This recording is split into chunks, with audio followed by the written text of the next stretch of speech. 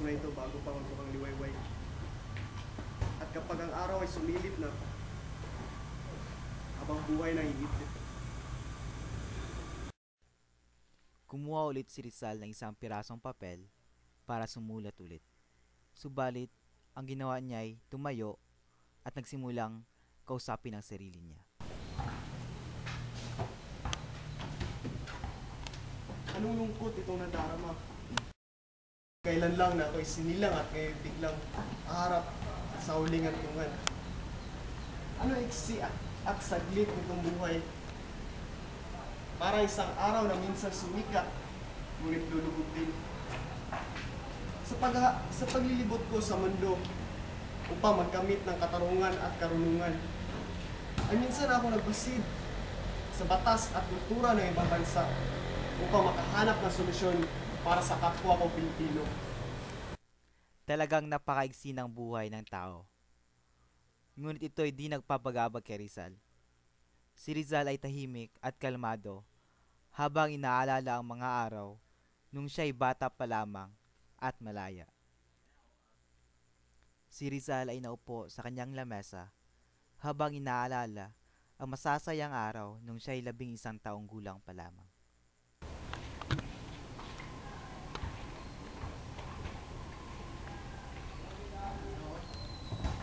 Itong plumang ito ay minsan na nagsulat ng aking karanasan.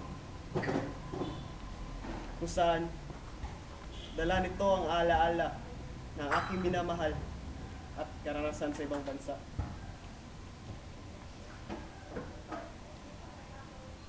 Oo, ang ina. Siya ang nagturo sa akin tungkol sa buhay at kung paano magsulat. Naalala ko pa ang minsang bumisita sa Padre Lopez. Tinawag pa niya ako na minsan kami naglaro ng aking kaibigan.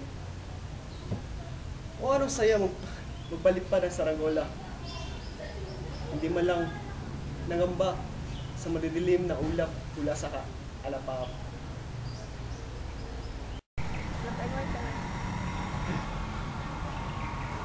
Ang saya naman pala magpalipad ng saranggola, Pepe. Oo nga. Sige naman oh. Pakita mo naman sa amin kung gaano mo kataas may palipad ng saranggola namin. Oo nga naman, Pepe. Gawin mo na. Sige, sa susunod na lang pagpapayagan ulit ako ni Ina. Oh, bilisan mo na, Pepe. Tinatawag ka na ni Padre Lopez. Bukas ulit, ha? Oh, sige. Maglaro ulit tayo. Sige. Alam.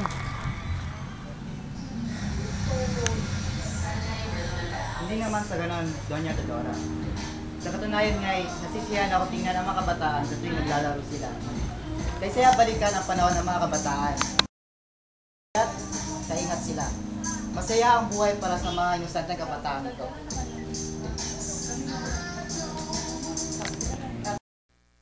Pagkatapos mag-usap ni na Father Lopez at Doña Teodora, naupo silang dalawa at biglang dumating si Pepe. Magandang araw, Padre Lopez. Oh, Pepe, kamusta ka? Mabuti naman po. Halika, umupo ka dito sa tabi ko. Kung gayon, malapit na iyong pag-alis papunta ang Ateneo Municipal de Manila. Opo, Padre. Totoo bang iiwanan mo na iyong mga napag-aralan sa binyan? Hindi po. Hindi ko po yung gagawin. Wala po akong sinabing ganun. Padre, hindi po si Jose ang nagsabi, kundi si Maestro Steniano at nabanggit rin kay Pasiano. Aha! Kung gayon, huwag mong hayaan mapunta sa ulo mo ang mga sinabi niya. Hindi po. Kung gayon, magtungo ka na sa Manila. Kayong dalawa ni Pasiano. Dapat itong ipagdiwang. Bakit naman hindi ako matutuwa? Hindi ko maipagkakailang ang mga biyang binuhos na may kapal sa kanya. Jose, gusto mo ba ipakita ang tulang ng Padre? Sige po, Inay. Ikaw po masusunod. Huwag kang masyadong mag-alala tungkol kay Jose, Doña Teodora. Alam na niya ang kahalagan ng pagiging nasa tama. Napakatalino niya at kaya niyang alagaan sarili niya. Doña Teodora, huwag ka na mag-alala para sa kabutihan mo at kabutihan niya. Susubukan ko po, Padre.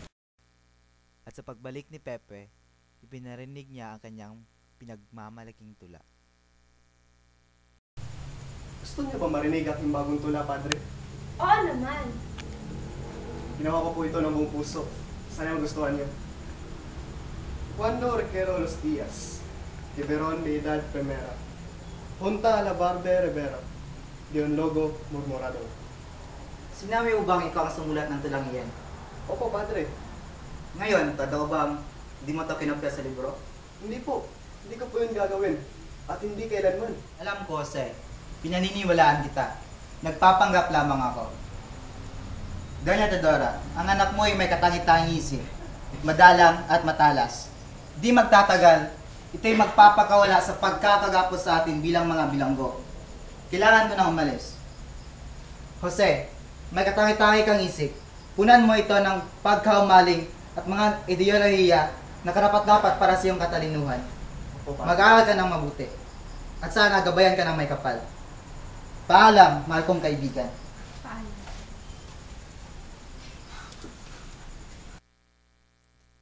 Sa pag-alis ni Padre Lopez, agad namang dumating si Pasiano para sabihin ang sitwasyon niya tungkol sa kanyang pag-aaral.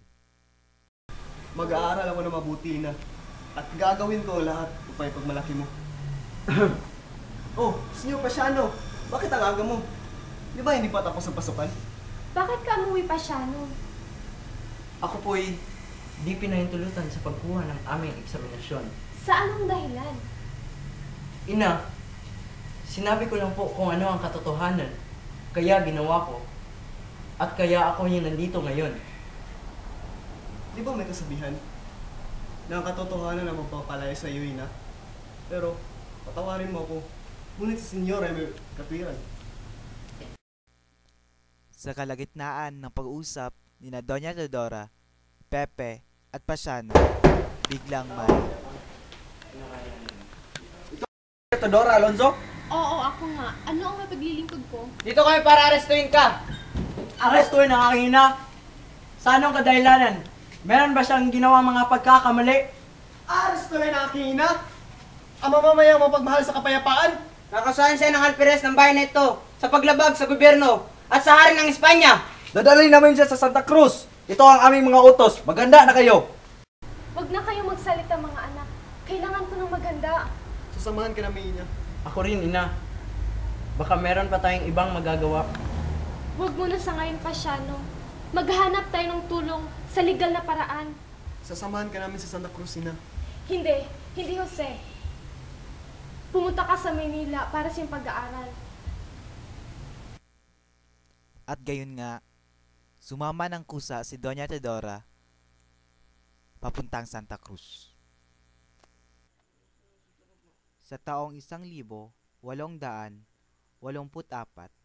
si Rizal ay nakatanggap ng balita na kung saan ang mga Pilipino ay nawalan ng karapatan sa kadahilan ng tinuturing sila ng mga praile at mga politikong namamala sa kanila bilang mga Indus na dukha at mga ignorante. Sila'y nangungulekta ng sobrang-sobrang buwis at mga paupang lupa hanggang sa wala nang matira para sa kanila.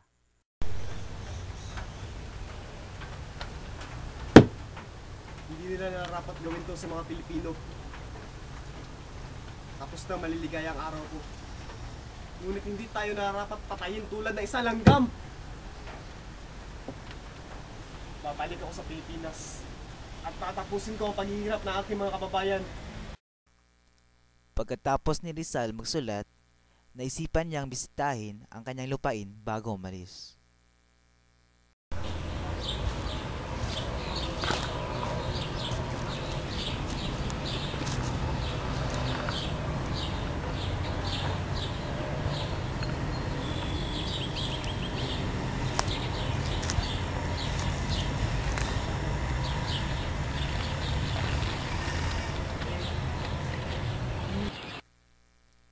Pagkatapos niyang bisitahin ang kanyang lupain, umalis si Rizal papuntang Cuba. Ngunit, inarasto siya ng Espanya at binalik sa Pilipinas at hinatulan ng kamatayan sa salang rebelyon. At binisita siya ni Josephine Bracken para ibigay ang libro. Tumatin mo itong libro itong mahal at malungkot ko sa awa.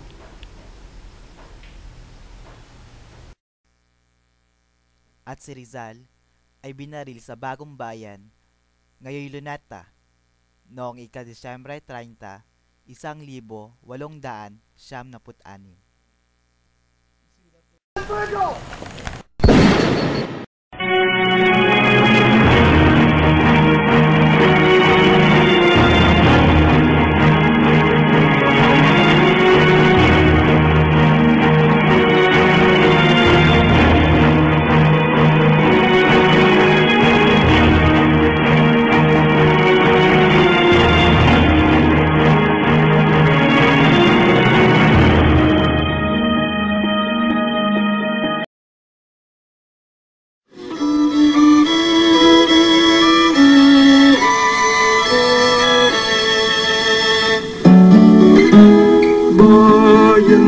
hiwaga sa malayong silangan. Alab ng puso, sa dibdib mo'y apoy. Lupang sinira, bayan ng mag-ibig. Sa manlulubig, hindi pagagabi. Sanayon at lungsod, nagkaisa, makabayang mamamayan. May kilamsik ang tulak at awit sa paglayang inaasam. Ang kulay ng watawat mo'y tagumpay na nagniningning. Ang bituin at araw niya'y hindi magdidilim. Laya ay langit, kalwalhati at pagsinta. Buhay ay lupa sa piling mo. Aming ligayang makitang ang baya'y di api. Ang mamatay ng dahil sa'yo.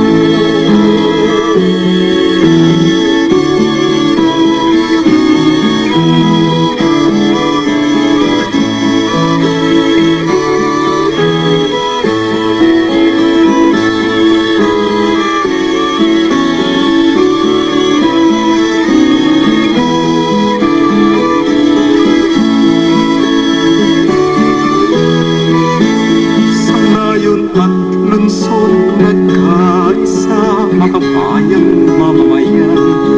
May dilamsik ang tulak at awit sa paglayang inaasam. Ang kulay ng watawat mo'y tagumpay na nagniningning. Ang bituin at araw niya'y hindi magdidilim. Laya'y langit, kalwalhati at pagsinta. Buhay ay lupa sa piling mo. Aming